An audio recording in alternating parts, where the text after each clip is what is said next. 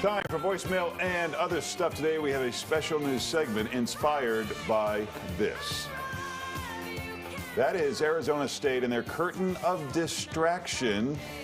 So when someone's shooting a free throw, they set that up. Oh, I love it. And you never know what you're going to get Like behind the curtains. We decided to put our own spin on the idea. So here you go, the garage door of distraction. Oh, all right. Oh, there's Reese. Okay.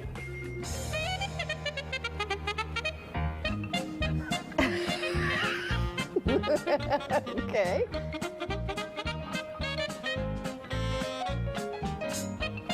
All right. Gotta get this We should garage. point out Reese is the only one who's allowed to Yes. operate that garage door. Ooh, look at this. What do we got there? Get that toaster plugged into the live truck? Yeah, we do. Wow. No, I think this was our plan B. I think we had something else that didn't come through today. You mean this wasn't plan A, Boy, it's Larry? really, yeah, it's riveting. Come on, Reese. Don't burn it. I'm